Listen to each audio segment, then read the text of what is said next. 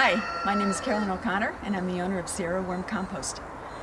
And I got into worm composting about 11 years ago after reading about it and understanding that it's the very best thing for your soil. If you want healthy plants, you need healthy soil. We've got ferns and pepper plants and tomatoes. Everything that I have grown for these last 11 years has just done tremendous, beyond my wildest dreams. That and the pest suppression. I don't have tomato hornworms, I don't have cabbage loopers, I don't have aphids, I don't have whiteflies. And people look at me saying, "You're kidding." And I said, "No, you just have to try it before you like it." And this is my husband, John. Hello. I help her. I'm mechanically inclined, so she asked for something to be made or fixed, I can do it. Besides helping her with the worm compost, I also on the side come up with some pine needles mulch. I take a special lawn vacuum I bought and run it through 2-3 times, and this almost turns the pine needles into powder. And it's a false thing that when they say that that's too acidic is not true. She's been using it for years and we're quite pleased with it. Retains the moisture, keeps the wheat. It's a good wheat suppressant, so we're quite happy with it. So come on with us and let's see what we've got. Measure about a little over 3 feet by 20 feet. And they're about 18 inches high, which is, you don't want anything deeper than that because these worms do not go down to the bottom. They do not burrow. Basically, they live in the top 2 inches of the soil level or wherever the food stock is. When you're working with worms, everything needs to be moist as a wrung-out sponge. You don't want too much. You want as little leachate coming out from the bottom of your bin as possible. And this is the trommel that my husband built. This is basically nothing more than a sifter, oversized sifter. As a woman was having the house for the flour. We put the worm stuff in the other end, and it takes 2-3 minutes, and it comes through and sifts here, and the product that we take is down here. Here's the finished product down here, and this right here is what we call our worm magnet. The worms and the oversized stuff will tumble out here, and sometimes the worms will stick to the metal, as in this photograph, which I'll bring closer to the camera. You can see all the worms. So when she wants to sell worms, we collect them on what we call our worm magnet. And we have other ways of collecting the worms. But anyway, that's the purpose of the big metal thing.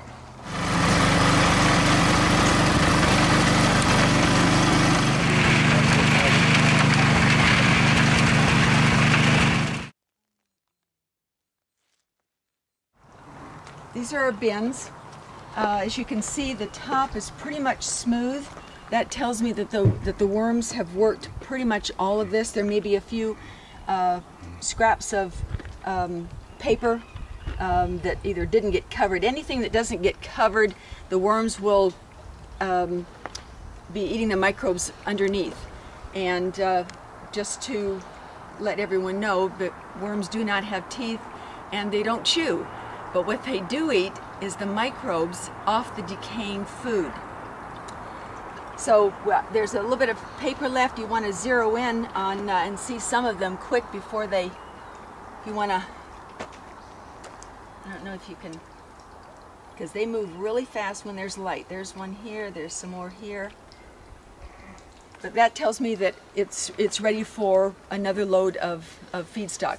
And that can be more paper, my kitchen waste, banana peels, coffee filters, tea bags, coffee grounds, produce stuff. Just no dairy, meat, or fats. They do not like anything in the onion family. You can feed them a little bit of citrus, but it probably should be pre-composted. There is an oil in the citrus that actually irritates their skin, so better just to leave it out rather than finding pieces that have not been worked. So these are ready. This one I have just filled, and you can see I need a little bit more on top.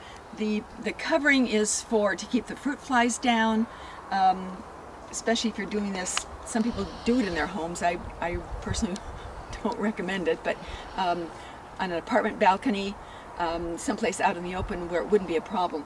But as long as it's covered so that there's the rotting smell, which dissipates as soon as you cover it with some moist material. Because I've got smaller sections, I can afford to cover the whole top. You just do it in thin applications, and you'll be good. You just don't feed them every day. The worms will eat about half of their body weight, so for a pound of worms would probably be half a pound of feed daily. I would recommend waiting a little bit longer. When you don't see any more feed stock, then you can go ahead. My motto is go slow.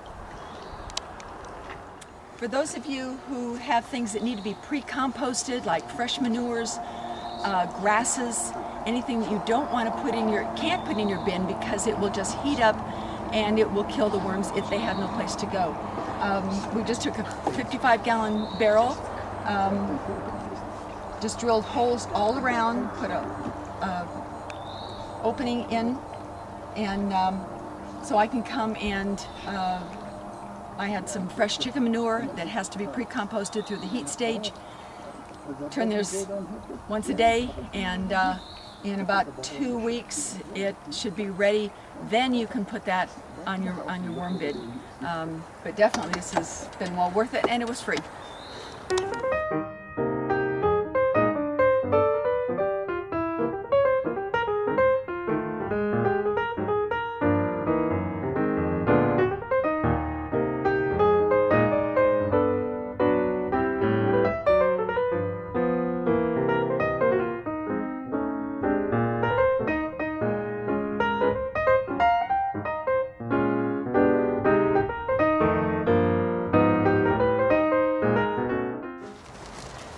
And this is the finished product. We've got instructions on the front. This is a 5-pound bag. There's approximately 37 handfuls in here. A handful in the bottom of a transplant hole is all you need.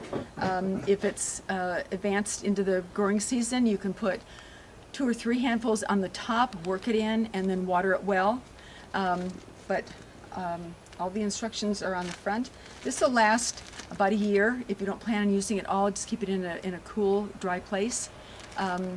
If it does, you see it does start drying out a little bit, just spritz it a little bit, give it a little bit of moisture, because if it does dry out totally, it will get as hard as a rock, a brick, because the mucus that is extruded when it goes through the gut of the worm is a good thing about holding water, but when that dries, that mucus gets as hard as a brick, so you don't want it to dry out necessarily.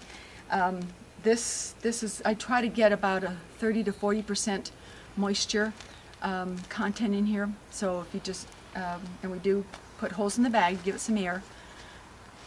So you can go online, order it that way. If you're local, give us a call, 888-967-6266, and thanks very much for visiting.